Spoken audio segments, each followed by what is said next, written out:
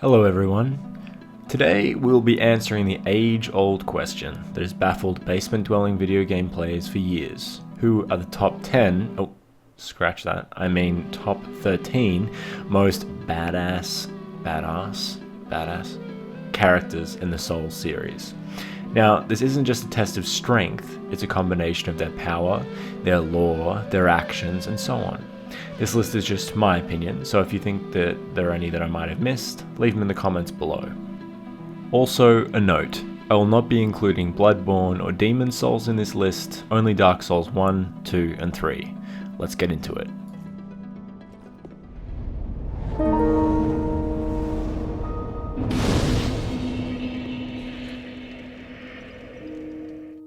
Ol' Venny Boy of Drang Lake is up first, but that does not mean by any stretch that he is not a hero for the ages. Vendrick was a powerful conqueror who was credited with building the kingdom of Drang Lake and almost discovering the essence of the soul.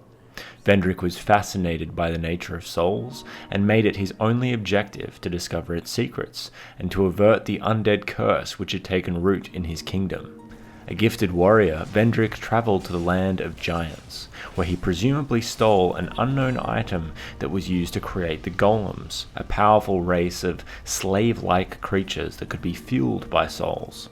Unfortunately, there is a strong woman behind every man, and my goodness did Vendrick have that. See, it was his wife, Nashandra, a shard of Manus, the father of the Abyss, which commanded him to attack the giants in the first place. This attack eventually led them back to Drang Lake, which caused the kingdom's subsequent destruction and Vendrick's downfall. This should be a cautionary tale to us all to stay away from women who look like skeletal death gods. After this, he decided to pack up shop and lock himself away in the undead crypt, guarded by his faithful warrior Velstadt, the royal Aegis. Even as a hollowed old king, Vendrick is still tremendously powerful, and will remain that way until the end of his days. And now into some scoring points just for a bit of fun. Great fashion sense, big kingdom, book smart, hot abyss wife, but unfortunately we have to take a point away here because he was betrayed by the hot abyss wife.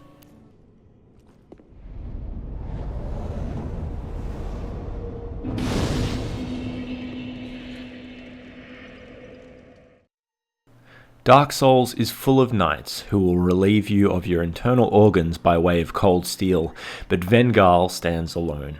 Vangaal was so crazy that even the Faram knights kept him at arm's length, and you really should because of the huge hunks of iron that Vangaal was known to destroy his foes with. And what's so special about his swords, you ask?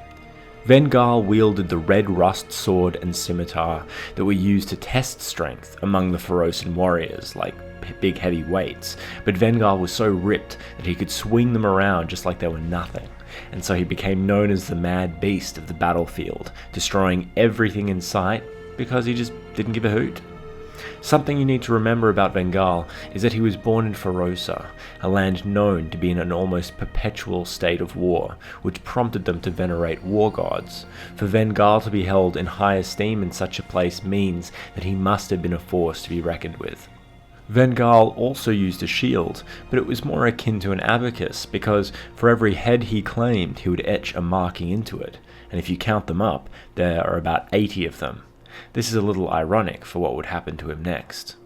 After Pharosa fell into lawlessness, Vangaal and others became mercenaries, and he came into the employ of King Vendrick in his fight against the giants. During one battle, it seemed, Vangaal was outmaneuvered and had his head cut off. The thing is, Vangaal was so strong that his body kept on fighting and, as a head, became somewhat of a philosopher, musing on the questions of life and war. Only we can wish for such an end. If you're more interested in Pharosa, I actually have a video about it, all here. Now for a look at the scoring. Big swords, very chilled out, soothing voice, would have a beer with, but have to take a point away because he did get decapitated, so he was technically defeated.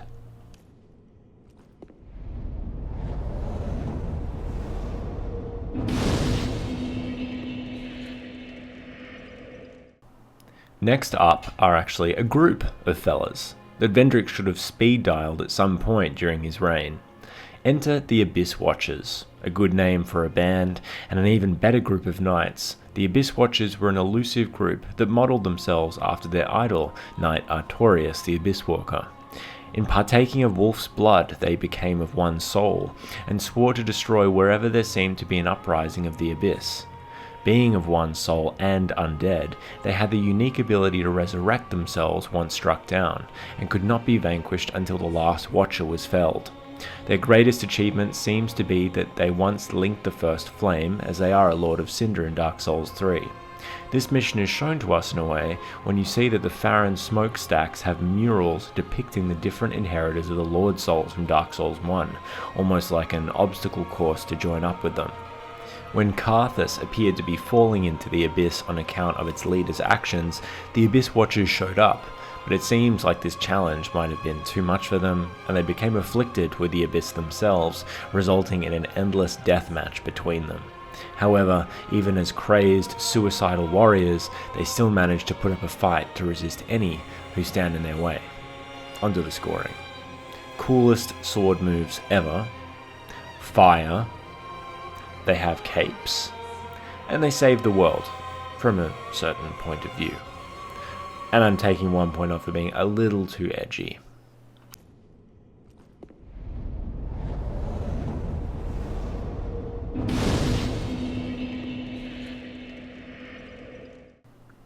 Wolnir, or Papa Slonk to his friends, was known as a great conqueror and leader of the Kingdom of Karthus, a warring nation that brought fire and back-flipping desert ninjas to every unfortunate place that dared to be too close by.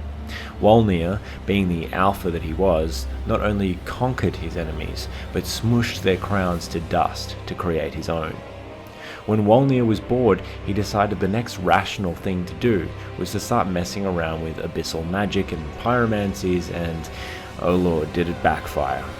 What basically happened to Wolnir was he got trapped in the abyss and is holding on by his fingertips while unholy forces try to pull him into eternal darkness. In spite of this, he still tries to fight you.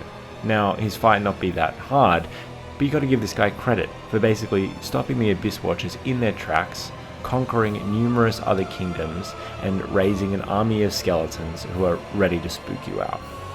If the Kingdom of Karthus interests you, I also have a full video on the society here. And onto the scoring. He's spooky. He's got a cool crown. He never gives up, which is an important point.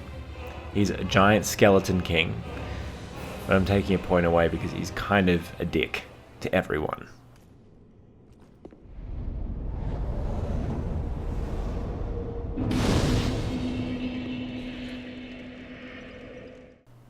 Following the fall of Ferosa, it seemed that one man decided not to become a sellsword, and instead create a new kingdom known as Aleum Lois, a city built atop frozen tundras. We know him only as the Ivory King. The Ivory King was known for his pride, leadership, and also exceptional skills in battle, and similar to Vendrick, became close with a Shard of Manus. In this case, she was called Alsana. To maintain order and to protect his people, the Ivory King used mystical animals and warriors such as ice golems and giant saber-toothed tigers to keep watch over his kingdom. Unfortunately for the king, he had built his domain over an area known as the Old Chaos, a raging firestorm of lava and brimstone, perhaps created by the destruction of the subterranean city of Izalith. Upon learning this, it became the king's purpose to contain the Old Chaos as best he could, and ended up flinging himself into the raging fire. Sadly, the power of chaos was too much, and he was absorbed. But perhaps this kept the chaos at bay. It eventually falls to his remaining knights and you to quell his burning soul in a memorable battle in the heart of chaos. Armed with his powerful, enchanted sword, we only see a glimpse of the warrior he once was. The Ivory King is remembered as a powerful warrior who gave the ultimate sacrifice to protect his people, and stands tall among the strongest on this list. King gets points for literally fearing nothing. uses a lightsaber, took one for the team, and has one of the coolest fights ever. But I'm taking a big point off for the frigid outskirts. That's on you. What were you thinking?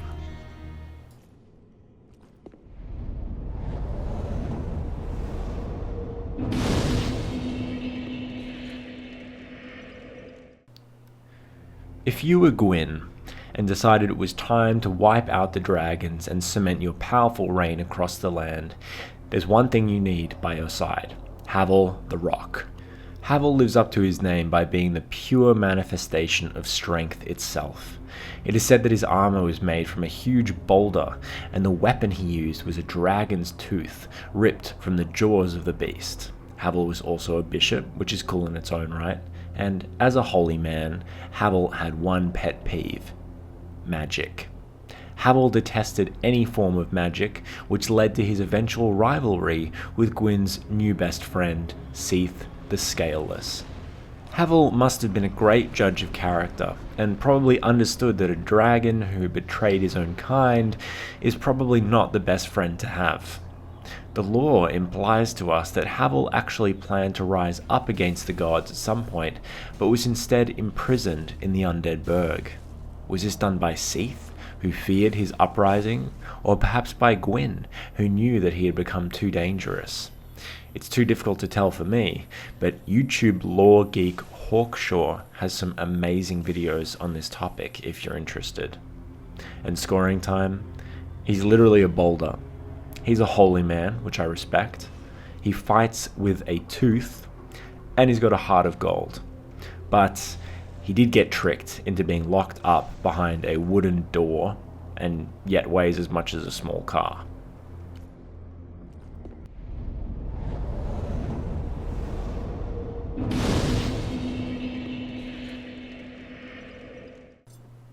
If there's a Yoda of the Dark Souls series who also happens to be a blind master archer who is also a giant and good at arts and crafts, it's Hawkeye Gough.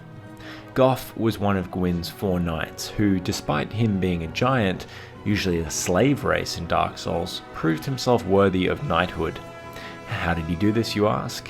By being the best damn sharpshooter that Anno Londo ever produced.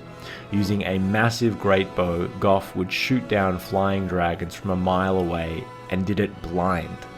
The story goes that once Gough became a knight, some jealous types poured resin into his helmet, blocking his sight. Despite this, using nerves of steel, and perhaps despite them, Gough can still nail a dragon without trouble.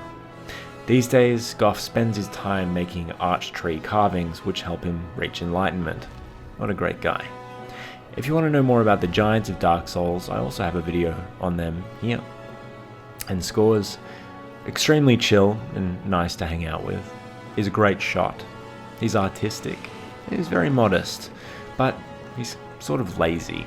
In a zen way, but sort of lazy.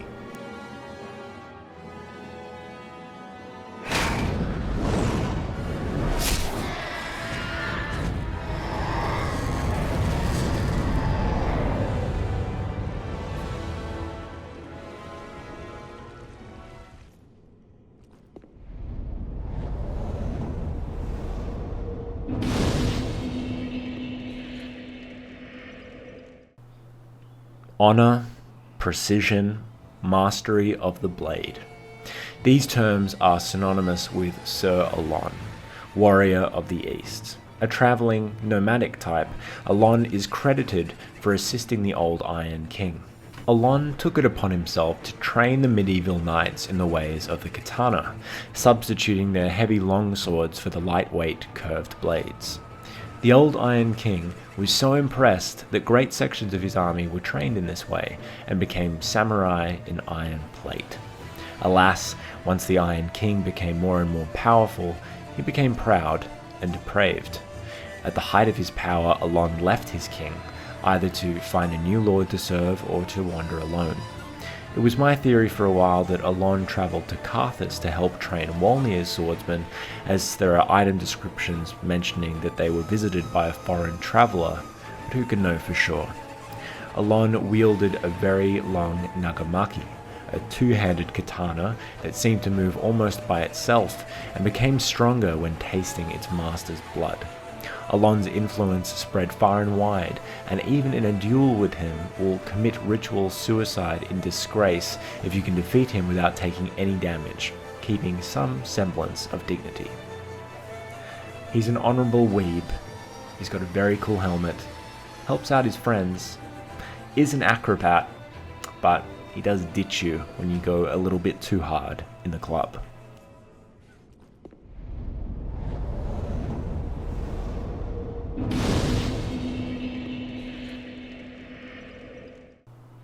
The Slave Knights were a group of undead who were not held in very high regard by Gwyn or his four knights, despite their reputation as fierce and dedicated fighters. The Slave Knights were seen as little more than battle fodder to distract the enemy as counterattacks were staged against dragons and other foes. They would die, be reborn, die, and rise again after that to follow their orders to the letter. None lived lives of much remembrance, except for one, Gale. Slave Knight Gale is extremely old, and presumably marched with Gwyn in his assault against the dragons. Eventually he found another purpose, one removed from riches or power, helping a young girl with her painting. Gale discovered that this young girl, trapped within the painted world of Ariandel, was capable of painting worlds. There was one problem though: the pigment which she needed to paint a new world with was an especially coveted item, the dark soul of man. Now, the dark soul of man isn't something you usually find just lying around. It's the soul that gave humanity to all humans eons ago, and because of this fact, it's well hidden. Well, none of this mattered much to old Gale, because he travelled all the way to the Ring City, the home of the Pygmies, bested all its challengers, and eventually found the Pygmy Kings, who had inherited the Dark Soul. Unfortunately, in all the time that had passed before he found them, the soul had been consumed, and as a last-ditch effort, the very old and weakened Gale tried drinking it from their bodies of the Pygmies and was successful. The blood of the Dark Soul becomes part of him, and upon his defeat, the painting girl begins her new world, offering peace outside the brutal cycle of the undead curse. On top of this, Gale in his old age remains a master with his sword and crossbow, flipping and jumping around like a crazed beast, though always on target. After consuming the Dark Soul, he becomes an avatar of lightning, curses, speed, and ferocity, culminating, I think, in the greatest duel in Soul's history. Despite only making it to number 5 on this list, we can credit Gale for breaking the cycle of death in the world of Dark Souls and allowing a young girl to escape. If you want to know more about Gale's character, I have a full video on him here. Now for the scores. Gale's not afraid to show a little skin. Didn't let his birthright hold him back. He has an epic beard. He fights for good, but he is kind of forgetful, especially around you.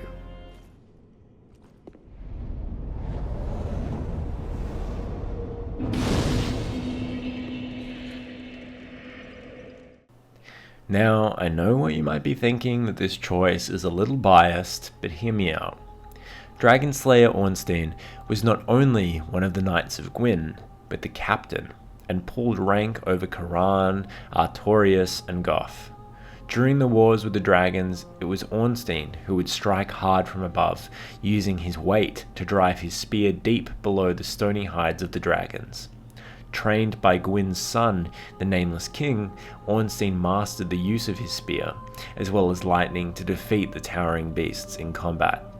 After the war, when Gwyn left to link the flame and the Nameless King sided with the dragons, Ornstein initially remained in Anor Londo to watch over Princess Guinevere, who was also going to eventually leave the capital. Left with no other choice, Ornstein left as well in search of his exiled master. Apart from rank, strength, and position, the one thing that sets Ornstein apart as an awesome character is that deep down he is a human who sought answers, and I believe is a testament to From Software's ability to tell the story and let us fill in all the gaps. We must not forget that Ornstein features in one of the most memorable fights in the original Dark Souls, as he and Executioner Smo attempt to stop you from acquiring the Lord Vessel. What ended up happening between the Nameless King and Ornstein is anyone's guess, but if you want my take on it, and more thoughts on this that you bargained for, watch my video on Ornstein's Path of the Dragon, as well as my short story, which is still in progress, regarding Ornstein's story in general. Ornstein gets points for having the coolest armor in the series. He's a truth seeker, he's loyal to the end, but his spear is always underpowered in the games, which is frustrating.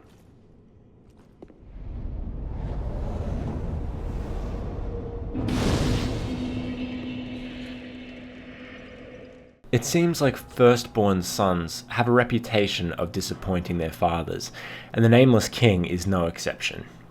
The Nameless King, which is literally the only name that we have for him since Gwyn removed his name from all public records, is an elusive and extremely powerful figure. Raised by Gwyn to be a slayer of dragons, able to manipulate lightning to have it rain down upon the winged beasts, the Nameless King decided against his father's wishes, and instead sided with the very beasts that his father considered to be a mortal enemy, the dragons. Upon hearing this, Gwyn had every statue of his son destroyed, his shrines desecrated, and his accomplishments invalidated. If it weren't the first flame needing linking, it's possible that he would have been pursued by his own father. There is so much left out of what exactly happened with the Nameless King, but the things we know for certain is that he learned how to ride dragons, and seemed to become the centerpiece for the Path of the Dragon Covenant, a religious path in which becoming a dragon is the final goal. In Archdragon Peak, where the Nameless King resides, there are countless dragon acolytes in states of prayer, attempting to reach enlightenment, and it is further implied that Osiris, the king of Lothric, attempted to follow this path as well, but was not worthy. The Nameless King wields his trademark cross spear, half halberd, and could command the power of lightning like no other. All in all, a mysterious figure of immense power. Scoring: is a rebel with a cause, epic hair, can fly with help of a dragon, has several cults centered around him, but he's a little bit antisocial.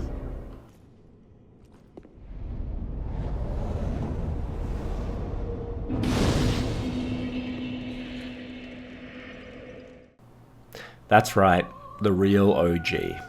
There simply would be no Dark Souls without Gwyn. No Anno Londo, no Ornstein or Smo, no prophecy, nothing.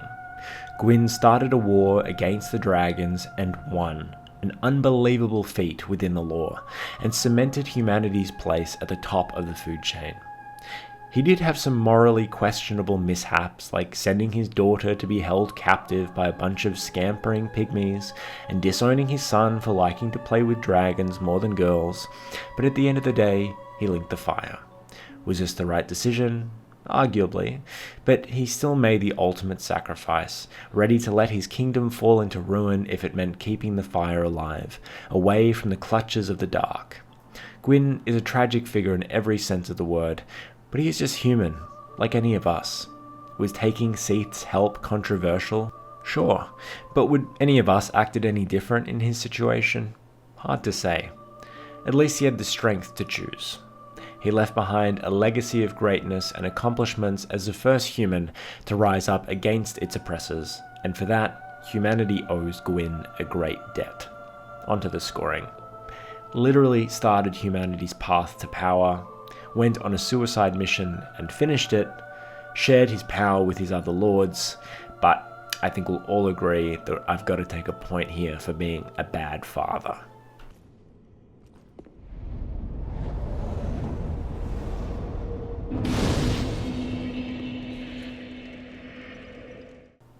Is there anything more metal than a greatsword wielding warrior who can literally walk across the surface of darkness itself? When Ulasil found itself slipping into the abyss, it was Artorius who came to the rescue. Manus, the father of the abyss, had been unleashed, and Artorius, Knight of Gwyn, would be the one to defeat him, or so he thought. Dark Souls has a trend of having great characters with tragic downfalls, and Artorius definitely fits in there.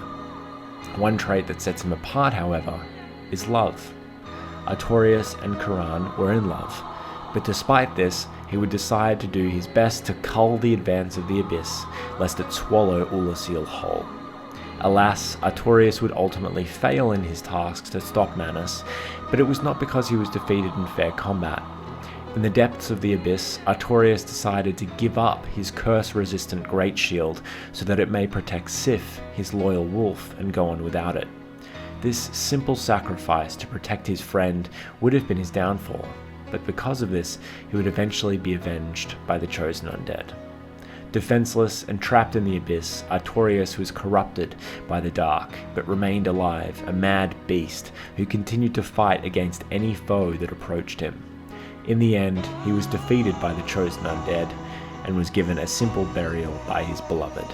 A dignified end for a true hero, and the greatest badass in the Souls series. A ladies' man, can do backflips, loves his dog, hates the Abyss. There are no downsides there. Well, ladies and gents, that does it for the top 13 badasses in the Souls series. I hope you enjoyed this trip down memory lane, as I did as well. If there's any other lists or videos that you'd like to see me do, be sure to let me know down in the comments and leave a like if you enjoyed.